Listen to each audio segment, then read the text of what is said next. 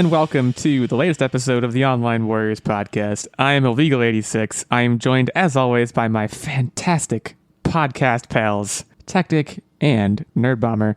What makes a person a good podcast pal? Presence. We make each other giggle, and I like Techtic stuck with the P's, which I really appreciated. Presence. Well, it was also multifaceted too, because presence means both that we're here and we're ready to podcast, and that we provide gifts. Yeah, we give each other presents. Here's some inside the podcast for all the listeners out there. Inside the podcast. I now, in my house, as I live and breathe at this moment, I have my Christmas gifts for Techtic and Nerdbomber, still wrapped, by the way, not opened.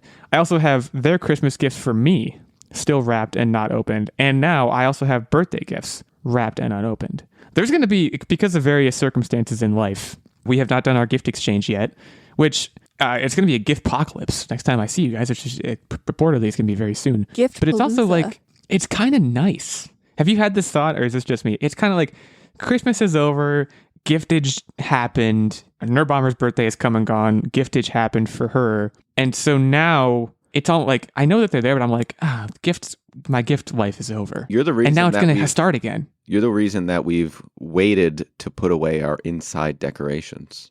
It's I don't think that's so true. that it sets the vibe. Yep, it's 100% your fault. I accept responsibility. I'm happy to bring you joy for longer. I think it's cool. Like, I guess Valentine's Day is kind of a gift occasion, and that's coming up.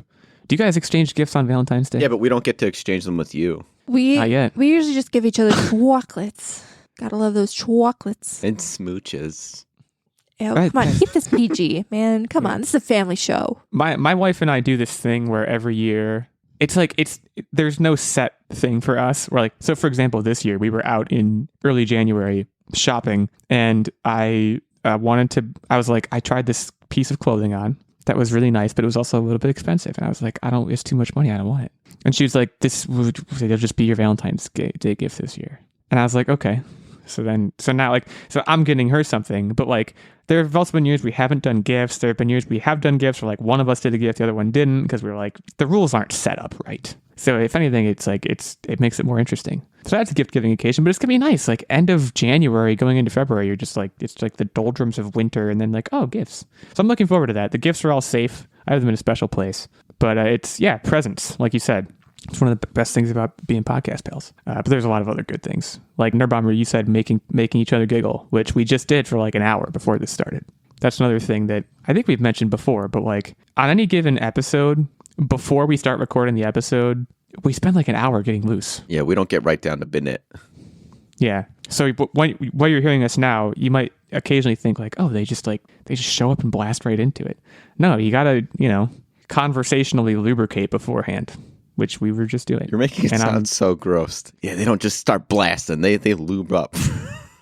Yeah, I regret the terminology, but I don't regret the point of what I was trying to say. We have some great topics today, though. We're going to be kind of going gaming, going television, and going something else. I guess, well, gaming, kind of. Gaming adjacent. I tried to think about something else, and it's just Pokemon. So we'll get into all those things.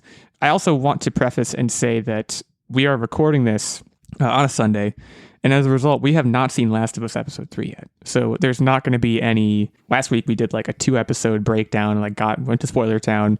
You turned your volume down. It might have been annoying for you. Hopefully not. But this week, none of that's happening, because we haven't watched yet. I'm very excited. It did, though, and this isn't one of our topics, but it did just get renewed for Season 2, like yesterday. So that's very exciting. I think for all of it. I mean, in particular for me, but it's exciting for all of us because we all are enjoying the show so far. So it's like a Sunday staple now. It's great.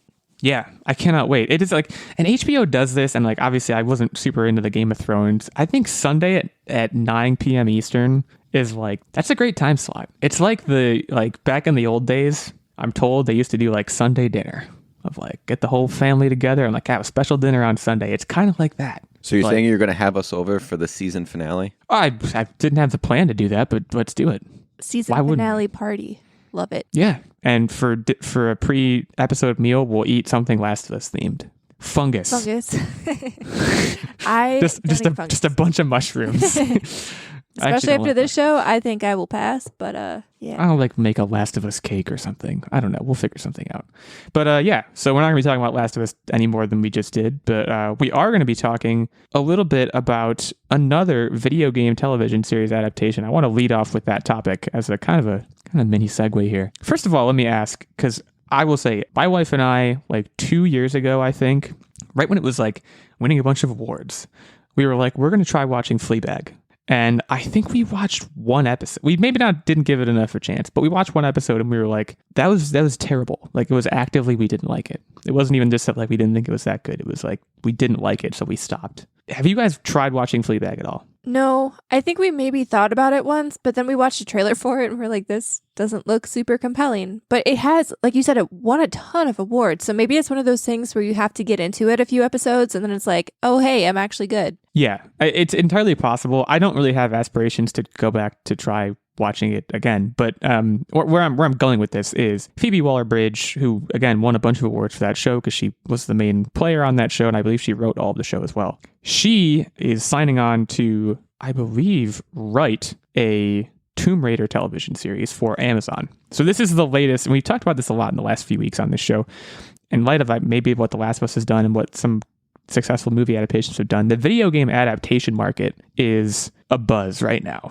There's a lot going on. We talked about Fallout before. There's at least one other one I'm not thinking of right now, but there have been a fair few. Horizon. God of War, thank you. So there's a fair few that are kind of have entered the pipeline, and this is just the latest one.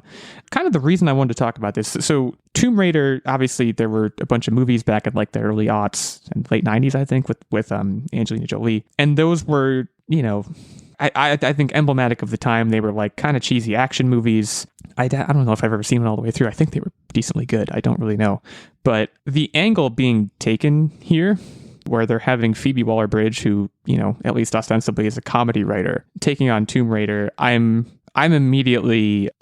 alarmed is a strong word, but I don't like it. So I just did a quick IMDb age because I didn't realize that she did anything other than Fleabag. And apparently she was one of the screenplay writers for No Time to Die and wrote 16 episodes for Killing Eve in addition to Fleabag. Which, you know, so I don't think I saw No Time to Die. I did not. No Time to Die was pretty good. Does that like make you feel about her a little bit better about that? A little bit. I don't know. I guess like, see, I don't feel like this isn't like an Uncharted situation where like I've played Tomb Raider in particular. I think I played a lot of the new, like when I first got an Xbox One, and that was like one of the release titles, and it was really good. I haven't played any of the older games, so like I am not beholden to this franchise. I don't have a whole lot of skin in the game here. To a large extent, they can do what they want, but I guess I'm confused a little bit about her involvement. No Time to Die wasn't funny at all, though. As I think, like, in fact, it was very unfunny. Like, I don't remember a single joke from No Time to Die. So maybe she just, you know, she happens to be known for that. But like you said, she's kind of cut her teeth in other areas. And I mean, so the latest thing she's doing, also to provide more context, is she is playing a character in the latest Indiana Jones movie. That's true. I don't know if there's any connection there of like she did that and she was like, this is a cool genre. I don't know if that has anything to do with it, but it does, I guess, provide a little bit more breadth and scale to this. She was apparently also in Solo. Now we're just IMDb surfing on air a little bit, but she was apparently in Solo as well. Yeah, that I also did not know. I don't dislike her at all. I'm just like, I'm wondering, I like the idea of a treasure hunting show, so I want this to succeed. Me personally, I'm not nervous about what she's going to do with Tomb Raider. I've just always thought that the Tomb Raider IP was perfect for movie sets and not so much series. I think it being in the series, it prides itself on the action scenes and the very little build-up between them. Having it in a series is going to cause long, drawn-out build-up and climatic events occurring, which might be good, but I just think the Tomb Raider, it needs to be a short series or just better, just leave it to the movies. That's the main thing that gets me nervous, is I don't know if that IP is good for episodic adventures. I get that from like a budgetary standpoint, because like I know we have now these like sweeping epics, and like The Last of Us probably has a massive budget because of all of the cinematography and set work that they have to do. But like I feel like you said, there's a lot of action scenes in a lot of Tomb Raider stuff. That's what makes Tomb Raider a spectacle. And yeah, I wonder how that will work in longer form. I think I'm going to disagree. Like I consider The Mandalorian, because for me that's currently, and we talked about The Mandalorian at length last week. so I won't talk The about much here, but, Mandalorian like, worked because those were standalone episodic adventures. I think and why can't Tomb Raider have that? because the Mandalorian's episodic adventures were never sort of the same scope and size that the Tomb Raider's adventures were. They're always much, much larger on the grand scale. And don't you dare respond with, well, hey, the Mandalorian takes place in a galaxy far, far. No, I get it that it is a galaxy, but the scope is still never the full galaxy. It's always this small little town type cowboy western. That's what it always was. That's what it's good at. And that's why it worked. This is not your little town that the Tomb Raider's Sure. in. I don't know. I could easily see the Tomb Raider series being, okay, this episode she raids a tomb, she finds something that's interesting. In this next episode, she's like in a town where she helps the townspeople with some problem. I feel like it would not be hard to make Lara Croft a more multifaceted character who is not just like shooting folks, robbing tombs, and like doing crazy set pieces. With that said, I think a major piece of evidence for you is it hasn't really been done before. I can't think of a successful treasure hunting show that has ever like been on the air for a particularly long time. So I think if you go into like sci-fi, but like that's a whole nother category. Like, would you consider some of the sci-fi Firefly. shows? Yeah, like would you consider Firefly that? is also kind of close. Like they're not treasure hunting, but they're essentially going on missions to make money, which really is kind of what treasure hunting is, if you think about it. They're going to different places, they're getting into these sorts of tussles, and then they're coming away hopefully with some kind of reward. But it's not always like that, And the other thing I don't about know that if I would is call that like big scale, because I mean that was only on for Right. what, 2 seasons, and I know there's stuff. I'm like, not even sure it made it through 2. I think it might have just been 1. And there's a lot of people who have an issue with that, but there was another show where they were like mystical librarians, and they had to go find treasures that they would then lock up in their library of mystical, dangerous items. And I can't remember the name of the show offhand, but I feel like it was on. I think for a it was while. just called. I think it was just called The Librarians. Was it? I'll give it a quick Google. But again, like that sort of show, like I wouldn't necessarily call it like a gangbuster. Everybody had to watch it all the time. Like it was one of those more like if you were nerdy, you watched it, and that was pretty much it. Where I feel like Tomb Raider, you're trying to reach a broader audience just because it got the Angelina Jolie treatment. I feel like it has a bigger footprint and just place in people's brains. Well, so something else we haven't mentioned as kind of part of this show was called The Librarians, by the way. It was on for 4 years from 2014 to 2018. So it had a reasonably successful run. The one thing we're not really talking about with respect to the Tomb Raider kind of mythology is there was a movie in 2018 that Alicia Vikander was Lara Croft, and it did bad, I think. I didn't watch it. I can say that much. Yeah, 2018 action adventure, blah, blah, blah. A sequel was initially in development, but was canceled because essentially I think the first one did pretty bad. So it's interesting that they're going back that soon, and granted in a different format, but I don't know. There's a lot of questions swirling here. I don't want to poo-poo this because again, I would love for this to succeed. If only so I could get my treasure hunting fix in a way that is not the latest Uncharted movie, which I did not like. So and also, we'll see. like, I want to see more things buck the trend of, video game adaptations being cursed. I want more good video game adaptations because I think there's so many good stories to mine. I think what we need to do is we need to establish a streak, right? It can't just be like, oh, The Last of Us is really good, so let's put out more video game content. It needs to be The Last of Us was good, and then Fallout was really good, and so, bring on more and more of this. I think you're totally right about that, where there needs to be a trend. It seems like we may be moving towards that if these things can get off the ground and be successful. But obviously this one, no release date in place. This is very early going, so we don't know a whole lot other than that it's happening, and it's just the latest to happen. It seems like Amazon in particular is really buying into this. Whether that's good relative to like Netflix being involved, I really couldn't say. I will say like Netflix seems to always be in the news these days for like, oh, they canceled the show after 1 season and gave it like 0 chance, even though the ratings were good. I don't know if you guys see those tweets, but I see like all one the a time. week. Well, I mean, they do every year. It feels like they give a show 1 season, and if it doesn't get as much traction as they want, and we don't even know what the metrics that they're comparing these shows against are, Right. They just can them. And these are a lot of shows, like obviously they have big followings enough where it becomes trending on Twitter, like, hey, Netflix, bring back the show. And I think Netflix is just churning through so many different shows and not giving them a fair shake that it makes me feel better to see stuff on your HBOs, your Amazons, because it might get more than a HBO shot. also has its own Yeah, issues with HBO that, is going I think. through something right now. But I mean, Yeah. that's more HBO Max. I think HBO Core, like that Sunday night slot. Yeah. Like that's where their Game of Thrones originally was. And I think wasn't Succession on Sunday nights? And like I think that's where the flagship content. Yeah, I think Yeah. if you have a flagship show in that Sunday night slot, you're okay.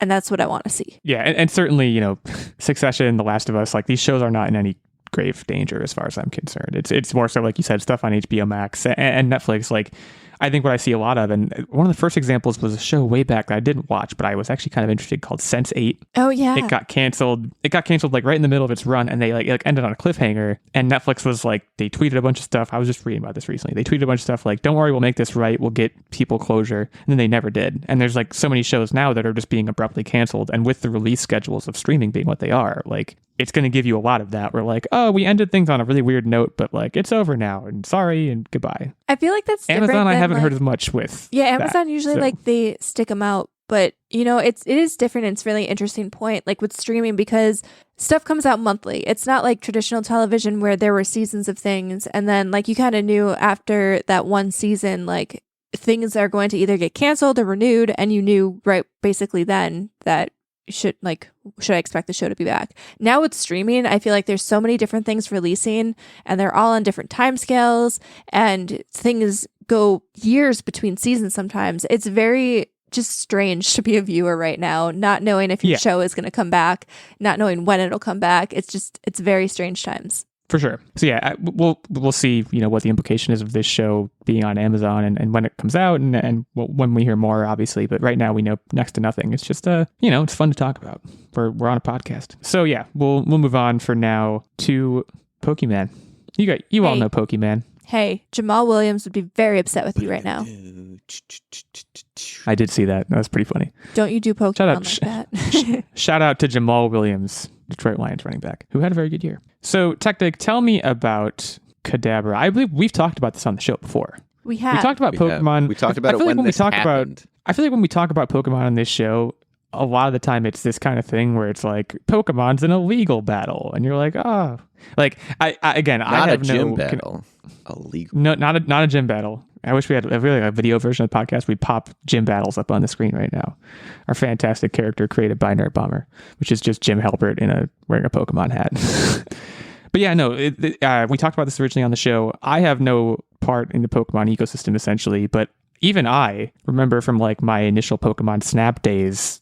I think Kadabra was in the original Pokemon Snap. This is like an OG Pokemon. Not only was part of the original 151, but he was part of my top 6 when I fought the Elite Four. Well, it was Alakazam, but had to evolve from a Kadabra at some point. Right. So for those who don't remember, there was a legal battle with magician Uri Geller, who basically said this card was made in his likeness. Because he had spoons. Well, also because the Japanese name for the Pokemon sounded very similar to his name. Yeah, Jungerer. Yeah. So what's interesting about this, I think, is Uri Geller is happy about this being over. Like, I don't know. At one point there was a lawsuit, and now it's almost like he's like, thank God this whole thing is over. I'm glad everyone gets Kadabra back. And he's essentially saying, and actually says in his statement, forgive me for doing this. What I like too, which I think is interesting. Part of the statement too was like he said his granddaughter helped him find the light, and how like it was basically taking this beloved character away from a lot of kids. And I think that's really neat. Yeah. So I don't know. This is almost like when you watch Unsolved Mysteries, and at the end they're like, oh, we wound up solving something. This is kind of like a throwback to a previous topic that we've discussed, where like I think the resolution is pretty good, right? It seems like everything has gone over amicably, and I'm sure everyone's happy that Kadabra is back. Technically, I don't know what else you have to add. Well, the reason why I wanted to talk about this story is because we covered it in I believe it was 2020, and we were ultimately just shitting on the fact that this was even a thing, because it was doing exactly that. It was just, honestly, like, I get he cares about his image, but like, it's not tarnishing him. He's a beloved character. Just leave it. And like, he really just came off like pardon my French, but like an asshole. And well, the thing about it, the thing about it is interesting is like, if it was like, Beyonce being like, you use my likeness for a card, that I would almost understand more. This is a magician that I would say 99% of Pokemon fans probably don't know that he exists. But here's the other thing. Even if it was Beyonce, I would be flattered. Like, honestly, kids don't make those connections. They're not like, oh, I like this Pokemon because it's Beyonce. And honestly, there is a Queen Bee Pokemon. It looks nothing like Beyonce, but I'm just saying. Well, the interesting thing too, and we first talked about this, I can't remember if I brought this up, but like I know there's parody laws where as long as it's not an exact replica, if you can claim that it's like enough of a parody, and like this is very obviously like it's not even a human, you know, like this is a Pokemon. It's I don't know. Like it is a creature that is not a human, and like I get the whole magic thing, but I don't know, it seemed a little bit far fetched. I agree that it should be. I did see what you did there. I think like the whole thing is a very weird story, and I think I agree that like if it was me in his position, I'd probably be like, oh, that's really cool. Like and they did that flattered. For you. Like that's what they made Quaxley. Not that it's exactly a parody thing, but like I know, and we've talked about Weird Al on this show before. Like there are artists, musical artists, who when Weird Al parodied them, they were like. It was considered like a badge of honor. It was like, that's when you knew you'd made it, right? Like, and this is obviously not the same thing, but like, as a magician who like, don't get me wrong, I love magic, by the way. I'm not shitting on magicians. That's the last thing I would want to do. But like, for a magician who like probably the average 12-year-old kid is not going to know who he is. Like, it's not that you're shitting on them. They're not in the same level of limelight as say musicians and athletes and things like that. So if anything, Pokemon is really giving them the exposure that they would have wanted otherwise. I do wonder, it kind of leads me to wonder, like, are there kids who, like, look at, like, the Psy Pokemon and are like, and, like, a magician, quote-unquote, character like, you know, Kadabra and be like, this makes me interested in magic, and then they go and learn about, like, magicians. Like, I don't know if there's any potency to, like, that gateway, but, I think it's interesting. So, as a kid, my favorite Pokemon, and still is to this day, is Dragonite. And liking Dragonite and like that moved me into liking just dragon type Pokemon in general, which then I started drawing all my own dragons as like 3D sketches. And that got me like really passionate into like various like kings and like Dungeons and Dragons mythos and all that. It all kind of like went forward. So I wouldn't say that it's a stretch for a kid to like a magic themed Pokemon and then go into like, wow, magic is cool. And honestly, magic is cool. Cool. I really liked Pikachu, and now I harness thunder. So here we are. She collects rats. I've seen her do both of those things. No, magic is the coolest. Sometimes I will just, and it's a big time sink. I'm not recommending anyone do this, but like I will go on YouTube and just like watch cool magic acts, like like Penn and Teller Fool Us, where the whole show is like they're trying to do a magic act for Penn and Teller and hope that they can't figure it out, and it's the coolest freaking thing in the world. Shout out to Magic. I just like Magic a lot, not the card game. Although I'm sure that's also fine. I'm talking about like legit magic. I made my own magic cards too. I was very creative as a kid. Techtic was very creative as a kid. That's the takeaway we want you to have from this story. But yeah, I mean, again, the outcome here is nothing but positive in my eyes. I do think downside is the value of your Kadabra cards are going to go down anymore. They're no longer the last ones in existence.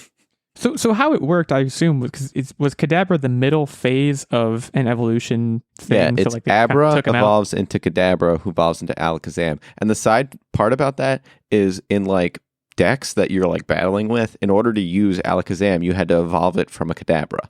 So like that basically took the whole line out as far as being useful in battle. Yeah, that's kind of what I was interested in learning about. So that's very interesting. Well, that line is going to be useful again, which I think is pretty cool. I was still able to do it because I'm old. He is. I can confirm that. All of us are. Yeah, no further details. I don't want to say how old I am, but we're old. Probably older than you think. How old do you think people are? Sorry, how old do you think people think we are? That's a really deep question I just asked. I think people are very old.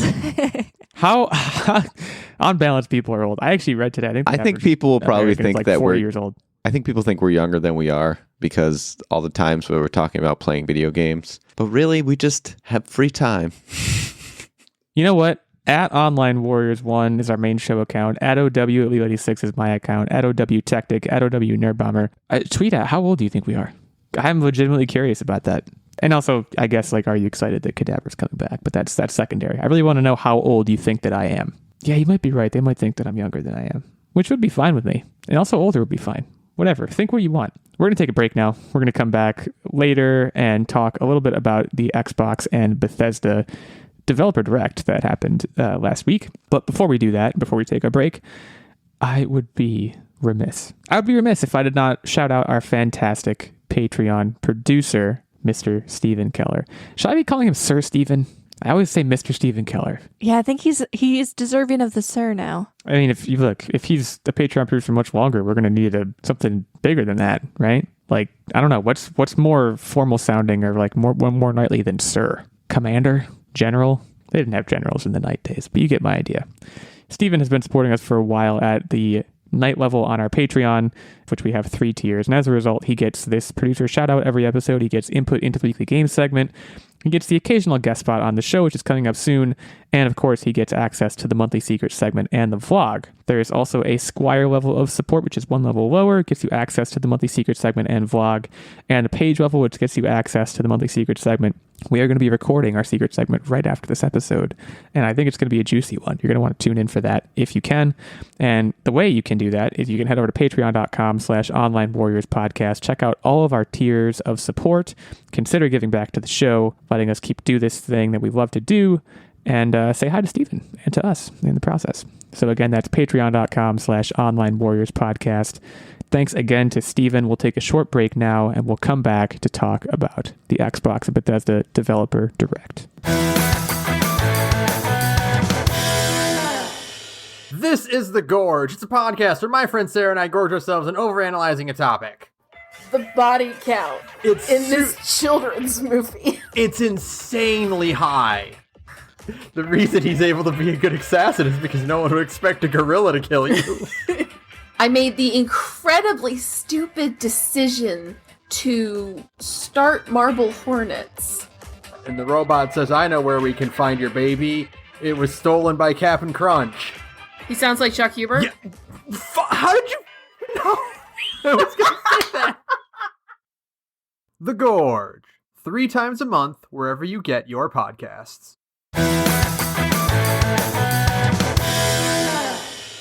All right, Xbox and Bethesda's Developer Direct. This happened last week. So this is not like I guess it is a showcase. Correct me if I'm wrong, but there's really like 4 games to talk about here. And in particular, there's 2 games that took up like more than half of what I watched. So I'm probably going to focus on the 2 of those. I will make mention of Hi-Fi Rush, which I thought looked very cool.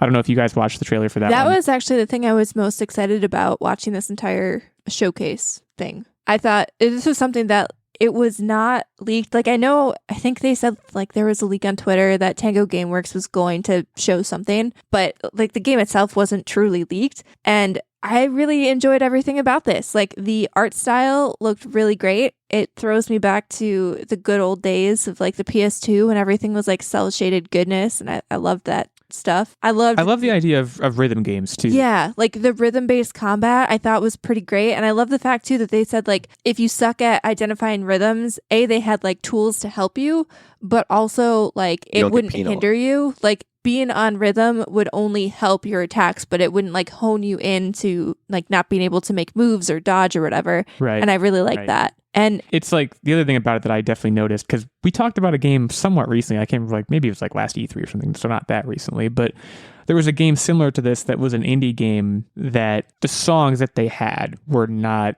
like the song that I was in the trailer, and I assume it's going to be a song in the game. I recognize the song. Like, it's having, presumably this has a little bit more money behind it, and it still felt kind of indie to me, but I think it probably has more polish and, more assets than. Oh yeah, they showed a list of artists that are featured in the game, so it's going to be 100%. You know these artists, and you're gonna know these songs, and it's going to make it better for sure. one of the interesting things too is like Tango Gameworks. I don't know if you guys noticed all of the different titles that scrolled past the screen that they worked on, but they worked on stuff like The Evil Within, The Evil Within 2. I did notice that. And Ghostwire Tokyo. And those are very like spooky, scary games.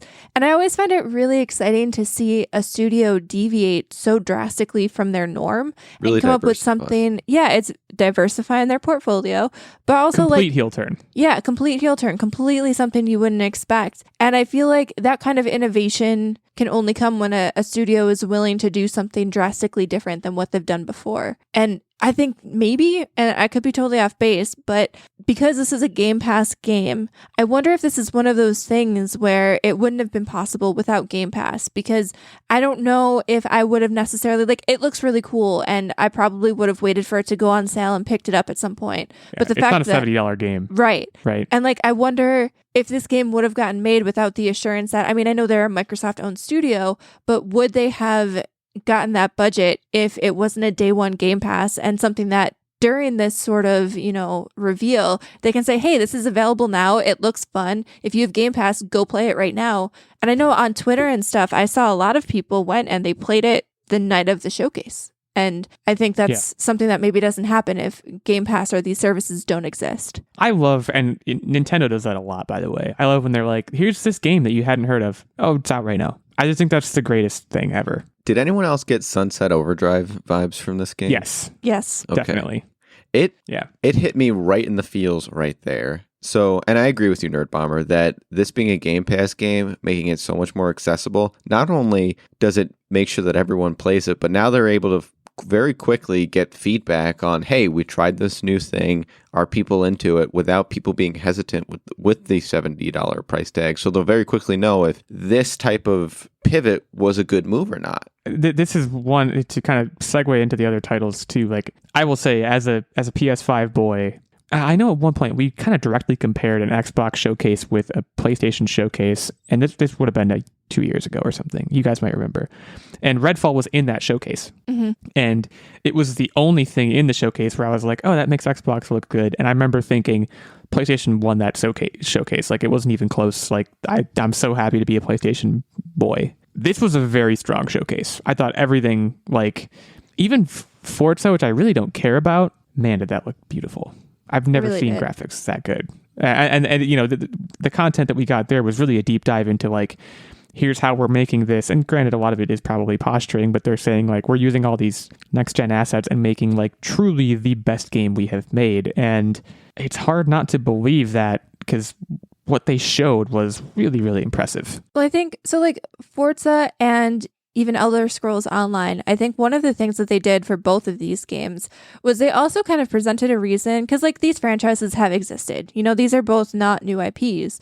And I think they really gave people who haven't dipped their toes a reason to want to. So like with Forza, I've noticed, and they kind of just threw this in as like a side statement, and I feel like they probably should have put a little bit more emphasis on it. But most of the Forza games, like, they're driving sims. There's really, unless you get in like the arcadey ones, like there's really not a story or anything. You're just there, you're racing, that's it. And they said they're adding an all new single player career mode. And to me, I thought that needed a little bit more attention, because I mean, now I have a racing wheel, so I'm a little bit more, like, my antennas go up a little bit more when I see racing stuff. But like, I think that's really important, because that's the kind of stuff, like, I'm going to gravitate naturally towards a Need for Speed that has a story, because that's just the kind of player that I am. And now, this might give me an into Forza. And I think they kind of did the same thing with Elder Scrolls Online. Like, all of these persistent online games, I'm always like, oh, well, this has existed for so long. Like, I have no interest in starting over, trying to figure out what's going on. Right. But I think they did a really good job with this, saying, hey, if you've never played this before, like, you can basically approach this the same way that you would approach Skyrim, where, you can single player this, you can multiplayer this, but there's stories. It's not just this MMO where you're traipsing around the world kind of aimless. Like, there are storylines. And I got to be honest, and this is probably on me, I didn't realize that about Elder Scrolls Online before. Like, I just thought that you made your character and then, like, there were just events and stuff, and it was a little bit more like, I don't know, like your World of Warcrafts, which I've never played either. Yeah, you just kind of kibitzed around and things happened. The really worth mentioning part about this announcement with respect to Elder Scrolls is that for a limited time, they're also allowing you to play through all the previous DLC for free. So you'll be able to really jump in and experience this and truly get a feel. If you haven't tried it, enjoyed it, or anything yet, you'll really get the opportunity to jump right in and immerse yourself completely in what they have available. Yeah, it's definitely a good move to kind of get people into their ecosystem. Yeah, and Nerdbomber, I want to go circle back to the point you made about Forza career mode, because like you said, that was a it wasn't even a bullet point. It was like they said it offhand very casually and moved on. And, story in racing games in general is a very interesting concept because when you go into a racing game, you know what you're going to be doing at all times. It's going to be racing cars. So like this quote unquote story, like it doesn't have to, it's not a big lift to create a story for Forza. Something needs to be contrived very quickly and it needs to have it needs to give you basically a vague overarching goal, but it's not hard to do. And yet it's going to add so much to this experience, I think. And they probably realize that.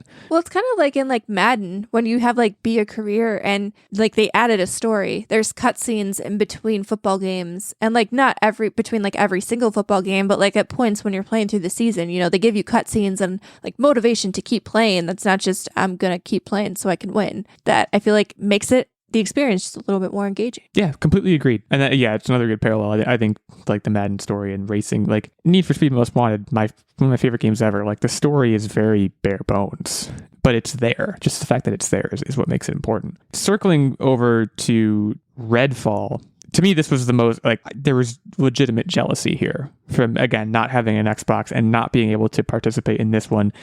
I loved almost everything about this. Almost everything that I saw and the depth of the dive that we took into it, I think was really cool. They showed us a lot of cool features and it was giving me, it gave me Left 4 Dead vibes in a way that I really absolutely liked. Left 4 Dead vibes. But also, so like one of the things that I've been concerned about was that it was a little bit Left 4 Dead-y in that, we saw what happened with Back 4 Blood. It was supposed to be like the reincarnation of Left 4 Dead and there wasn't a huge player base and I don't know the state of the game now, but like I feel like you could pop in and there wouldn't be a huge player base to play with. And I think it kind of tanked a little bit. And so I was a little concerned about this because anytime you have an online squad-based game, like it could go really well or it could go really poorly. And while they did showcase the fact that you can play with a squad and everybody will have different builds of characters, even within like the same character type, you can build them out different ways. The skill tree definitely sets it apart. Like that is cool, but also they made sure to let you know you can approach this completely as a single player and you're going to get the same story experience. And that made me happy as well. One other thing that I wanted to say, so before the show, I had said to Illeagle that I'm going to mention something when we get to the showcase, and it's specific to this game. So he had said, and I'm going to call you out, he had said that he has gotten worse at video games. And so I just want to say, this is why I'm glad you're not on the Xbox ecosystem, because Nerdbomber and I are going to be playing this, and we don't need the dead weight. Wow. You don't need me slowing you down. Yeah, Wow. Hey, that's a completely fair. I was, and we'll get more to my what are you up to Wednesday. We'll get to what I'm playing, but like I'm playing a game right now that I have some previous context with it, and I'm playing through very much the same experience, and I'm like, I've gotten notably worse than like the last time I played it, which granted was like 10 years ago that I played the game last, but that's a fair shot. Yeah, I think like this game, like you said, the skill trees is a super important thing because Left 4 Dead, I love Left 4 Dead. Left 4 Dead never really had that, right? Left 4 Dead was a very bare bones experience. I think it had a cool squad-based mentality and the safe houses and everything. There's a lot of elements that it feels like have been pulled directly from that, but they've added so much more. And also for its worth, vampires have always been very, what's the word I'm looking for? Persistent in monster history? Viscerally scary to me. Like in terms of the classic scary things, they're like probably the most scary thing to me. They're quick to this day. And they're dark and I couldn't agree more. There are a lot of things. I when I was a kid, I had a lot of nightmares about vampires. I haven't lately. When I was a kid, I was obsessed with them. I wanted to be them for Halloween all the time. We were kind of opposites, I guess. So I think it's cool that it's going to dig into some of that lore. I also think, did you guys watch, because I had this thought when I was watching all this content for Redfall. Did you watch, what is the name of the Netflix show that was about vampires that was awesome? But it takes place on an island, so very similar sort of setup. It was called Midnight Mass. That's what it's called. Oh yeah, we did not watch that. Was that a show or a movie? It was a show, and it took place on like a New England island that essentially became overrun with vampires. Spoiler alert, kind of, but it's been out for a long That was time. on New England, like in the New England area as well. Like, is Massachusetts / New England known for vampire stuff? Like, is this something that like lore in the New England area that I'm not aware of? It might be because of like the whole Salem thing, but those are witches. It's a very different deal. I don't really know. It's a really good question. Somebody who doesn't know, let us know, because I'm curious. Yeah. What's the deal with vampire stuff up in New England, in the New England area? What's going on up there? Let us know. But yeah, I was very taken in with everything that I saw from Redfall, And again, it's made me very, very jealous. There is one other game, too, that I want to make sure that we mentioned, and that's Minecraft Legends. This game, and this is so important, and I don't think they even realize the level of importance of this game to families and bridging the gap between, say, like their parents and their kids. So there is a lot of people that I know that their kids are super into Minecraft and they have no idea, they don't get it, they don't understand it, whatever. They just do their own thing. But those same parents are the parents that grew up on computer games, the ones that, you know, they played like Civilizations and things like that, that are this massive, you know, you set up your base, you battle, you try to take them out, you try to defend your base, etc. And this game is going to finally be able to bring those together, and you'll be able to play together. It provides both of those genres in a passion and in a way that'll be able to bring families together. Guys, this is wholesome and wonderful. Well, I think this is also just very smart from the fact that, like, I never got into Minecraft. And, like, I'm someone, I need goals. And I understand Minecraft has some kind of story mode, but, like, it's a little bit too open-ended for me. That's not me. Maybe I'm just too old, but, like, I also don't like giving, like, a blank slate of Legos and being like, build something. I'm like, no, I don't want to do that. Like, when you were talking about this with Forza too, of like, you need some sort of narrative trappings, and like, you know, Minecraft certainly had a story mode prior to this. For what I will add to this, like, Minecraft content always just kind of washes over my eyeballs. I really don't have much interest in it. But, like, if this becomes like a competitive sort of, like, it almost gave me esports vibes when they were describing how, you know, there were team tactical approaches. And I feel like that's a smart step because, like I like Minecraft stuff just kind of goes one ear and out the other, but this kind of caught my attention a little bit. I think Minecraft is very interesting in the sense of, like, this trailer had like very sweeping epic music, and like I think was taking itself very seriously, and it's blocks, it's pixels. Like I think there again, we've established on this show that I'm a very graphics focused person, and like, go back in time to the original Metroid games and tell that to yourself back in the day. Minecraft has a place in the gaming atmosphere, certainly, obviously, gaming universe, but like, it is not like quote unquote epic. And I think if they're trying to make themselves epic, they're like, it's not the right move. They're a playground. And a very good one. But that's why this Minecraft works, right? deserves... You're building your base from scratch and things like that. So like, and me personally, growing up, I played Impossible Creatures, which is the same style of game. You build your base, you build your army, you set them off, but you have to defend. I think this is taking that genre to the next level, and I think it's going to be just wildly successful. We'll check back in on that. I think you're probably right. I mean, Minecraft is, you know, pretty well established IP. I think the base building thing is a pretty good avenue for them to go down. I'm not saying that. I'm just saying I have no interest in it. It's really, really, really what I'm getting at. But that comes out April 18th. So again, very soon. I should have mentioned with Redfall too, we got a May 2nd release date, which we did not previously know. I don't know if they mentioned Forza's release date. It just says sometime in 2023 is what I'm reading. And as again, Hi-Fi Rush is out now if you're interested in that. So yeah. You guys can let us know what we missed or didn't cover enough in the Xbox and Bethesda Developer Direct. But for now, we're going to move on to What Are You Up To Wednesday? And I will swing it over to Nerdbomber. Wednesday. Hit us with the jingle and hit us with your What You Up To's. So I think the biggest thing is, first of all, I finished a book. I finished the book Elektra, which is a Greek kind of mythology retelling by Jennifer Saint, and I'm down with the Greek retellings and any kind of like mythological retelling. And I don't know if it's because, you know, I just finished God of War, and every time I finish a God of War game, I'm like, give me all of the mythology right now, just inject it in my veins. Or if it's just like really interesting to me, I don't know. But I thought it was a really good book. And one of the interesting things that she does is, you know, we always see the Greek mythology tellings from like this, I guess, the point of view of the hero. Like everything's focused on the hero. And what she does she's got 2 books out now, both Greek mythology retellings. And she kind of focuses on the more tertiary characters, often like the women who are kind of in the orbit of these heroes that we've heard about, and how, you know, their lives are impacted and affected by the events that are going on in all of the like mythological, like big tales. So that was really cool. And we also binge watched and finished The White Lotus.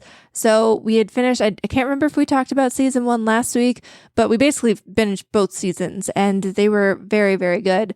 I really like that they were basically kind of like murder mysteries, but you get a whole season following more or less regular people. Well, they're like very wealthy regular people and just like their day-to-day activities to try to figure out how everything links together to, I guess, the final death that is revealed at the end. I just found it really interesting. A lot of people found it really interesting. And it's just kind of neat to like piece together after each episode who you think is the one that died and why, because all of the different, there's, I think like 3 or 4 different either families or couples that are followed throughout each season. And each season has a different location and different couples that they are followed. So it's just like fun little murder mystery type show.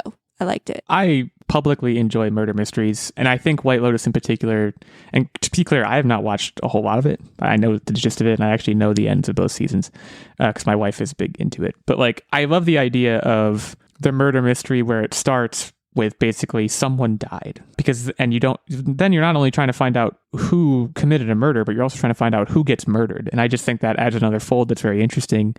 I also saw a tweet that I want to draw attention to, even though I don't know who tweeted it, that basically the Knives Out franchise and White Lotus are going to be racing to see who can claim the location of Ski Lodge first, because I think that is probably going to be like, they went tropical, they went to Italy, they're going to be doing something else in the next season, and I'm sure this show's going to have like 5 or 6 seasons at least.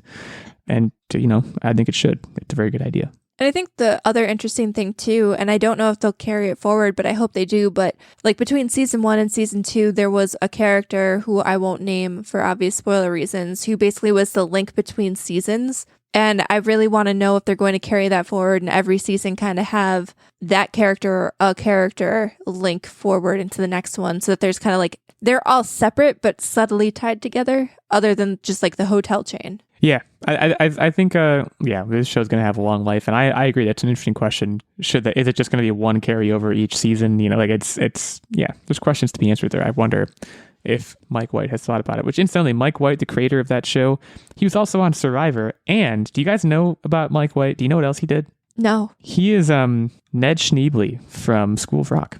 Really? Yeah, not joking. You can look it up. Yeah. So, I know shout out to Ned Schneebly. This is an offshoot. I saw this, I think it was like a meme or something, but that School of Rock was actually a very wholesome show. Like, just the fact that he empowered... That was a great movie. Like, all of those kids, it didn't matter like what they wanted to do, what their role was, what they looked like, what their skill level was. Like, Jack Black basically spent that entire movie, his character, enabling all of those kids. And that's such a wholesome way to look at that movie. I like it. School of Rock, if you're listening and you haven't watched School of Rock, just pause right now and go watch it. It is so wholesome. It's I want to call it a guilty pleasure, but it's not. There's nothing guilty about it. It's just good. It's genuinely just a good movie. Yeah. And watch it with the kids. They'll love it. Family friendly, crowd pleasing movie, which is feeling rarer and rarer these days. Cool. I'm going to go next. I'm going to split you guys up because usually I have you guys go back to back, but we're going to shake things up. We keep things fresh here at the Online Warriors. I have one thing and one thing only to mention, which is that I did something I have not done. And I talked about it last week, so it shouldn't come as any surprise. I did something I have not done. I don't remember the last time I went out and bought a game essentially on release day for full price. It's been a long, long time since I've done that. But I did. And that game was the Dead Space remake.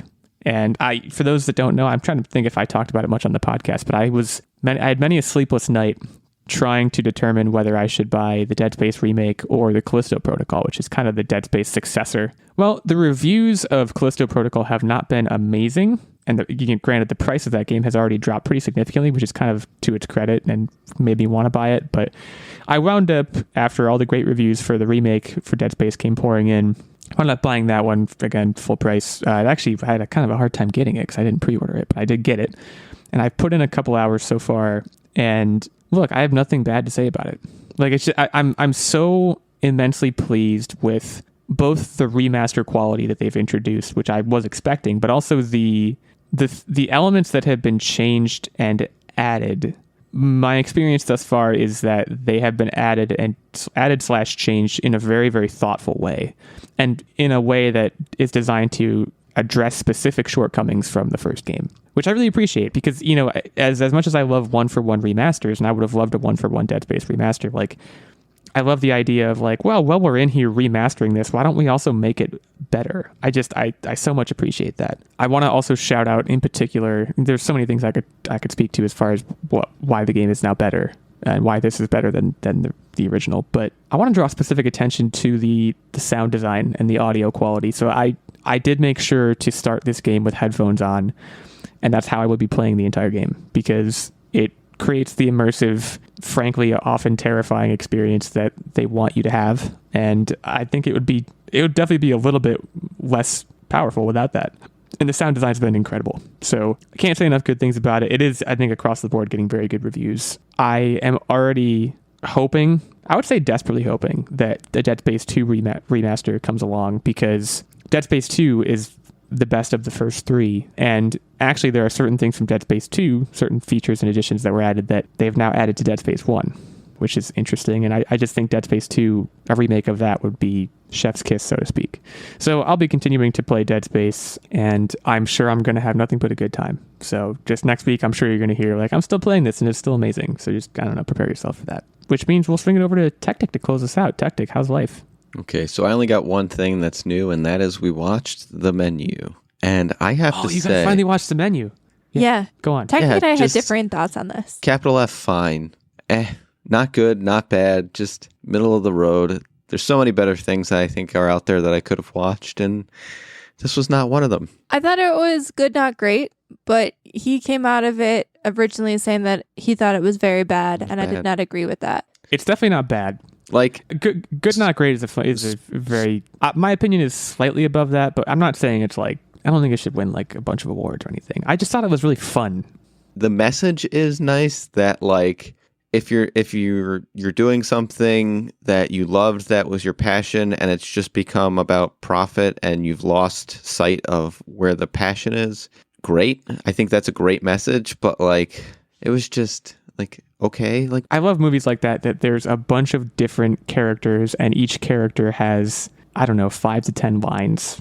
Yeah, obviously there are certain exceptions, like Anya Taylor-Joy's character, Ray Fiennes' character, you know, they had a pretty large amount of lines. But then there are other characters like, you know, the tech bros, or the finance bros, and like the older couple, and, you know, like there's a lot of characters who they maybe get 5 to 10 lines to tell their story. And it's almost a little bit episodic, where you're dealing with certain backstories at different times, and I think it's super, super interesting. I just thought it was really, really fun. I thought the performances were good, but yeah, it's certainly not going to like win any awards, I don't think. But yeah, I definitely wasn't bad, but I think good and fine are both fine opinions. Anything else, Techtic? quiz time. It's time to head on over to Quiznos. Shout out to Quiznos. We're not actually going to Quiznos. It's quiz time. That's what I was getting at. Today's quiz topic is the boss, Bruce Springsteen. Guys, if you don't know, that's one of his nicknames is the boss. Actually, I think like his only nickname. So, full disclosure, I am not the biggest Bruce Springsteen fan in the world, so this is probably a good quiz for me to administer rather than be a part of. I don't know if you guys have a lot of exposure, but we'll get into it. I mean, I know Bruce Springsteen only like as a casual music listener would, you know? I'm not out here like collecting his albums and whatnot. Right. Well, I'm 2-1. Nerdbomber 1-1. Techtic 1-2. So, Techtic, you have a chance to kind of even the scales of justice here, if you so desire. And to give you an advantage, we'll have Nerdbomber go first. I have 5 questions in front of me. I do not have a tiebreaker. Don't make me go find one. That's all I'm going to say. First question, as is often the case when I do questions, it's very pedestrian. How many studio albums has Bruce Springsteen released? I feel like this is a lot. Maybe like 6. And I know 6 isn't a big number, but I feel like that's a lot. I'm going to use it right away. 7. 21. So, yeah, Bruce Springsteen's been around for a while. He's been active for 6 decades. See, I guess I figured that he did like a true album every year, but then like every now and then release like best hits nonsense. The old best hits. They tend to call those greatest hits. Whatever. Okay, so Techtic on the board uses his +1 immediately. One of my favorite Bruce Springsteen songs, really probably my favorite one, Dancing in the Dark. Now, Dancing in the Dark had a music video that was fairly well known for kickstarting the career of one Courtney Cox, who later went on, of course, to be on Friends and in the movie Scream and all that stuff. How many views does the Dancing in the Dark music video have on YouTube? This is 200 million. That's excessive. I feel like it's not that much. I'll say 1 million, but I know it's higher than that, but I don't think it's 200 million. It is higher than 1 million. It is also higher than 200 million. It is Darn it. 296 million. Okay, well, that was pretty good. That was a pretty good guess. You heard her, Techtic. Pretty good. You're up 2-0. So try and close it out here. Monmouth University in New Jersey is home to an archive of Bruce Springsteen artifacts, potentially because it's Bruce Springsteen's home state. Yeah, it's called the Bruce Springsteen Archives and Center for American Music, which, according to the website, serves as the official archival repository for Bruce Springsteen's written works, photographs, periodicals, and artifacts. How many pieces are in their collection? Which, by the way, can only be viewed by appointment. 69. Nice. 1. Just to be clear, he said 69 and 1. Yep. 35,000. So you guys were a little bit low. Are they collecting like every tissue? It didn't matter he ever what touched? she said. I was going to say 1. I don't know. They didn't say anything about tissues, so I don't know. But written works, photographs, periodicals, and artifacts. Artifacts is a pretty vague term, but I mean, look, there's got to be more than 70 things of usefulness in that have happened in Bruce Springsteen's life that have yielded some kind of thing. So, but you're on the board. Good gamesmanship. My favorite question that I came up with. One of his best-known songs, Blinded by the Light. It is also his only #1 hit on the Billboard Hot 100, but it only got there when a British band called Manfred Mann's Earth Band covered it. How many years after Springsteen originally released the song did it chart? This was a crazy amount of time. This was 5 years. 6. It was 4 years, so you were very close, Darn but it. you busted. So Techtic's still on top, 2-1.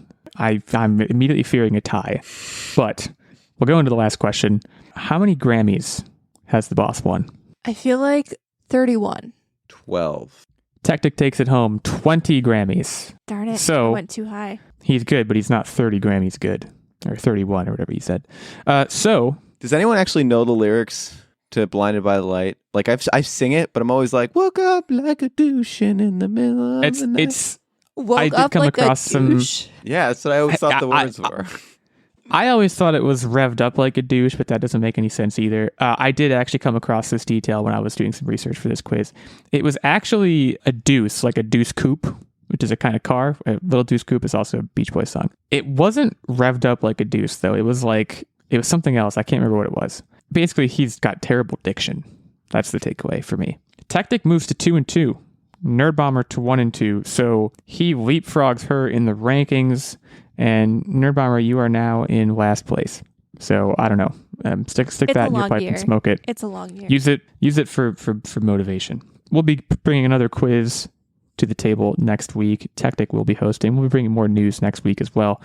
In the meantime, we thank you all for listening so much. We would invite you to head over to Apple Podcasts, leave us a review there.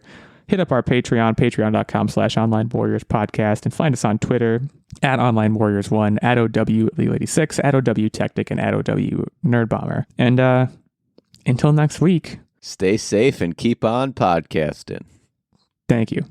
Stay safe, keep on podcasting. We'll see you next week.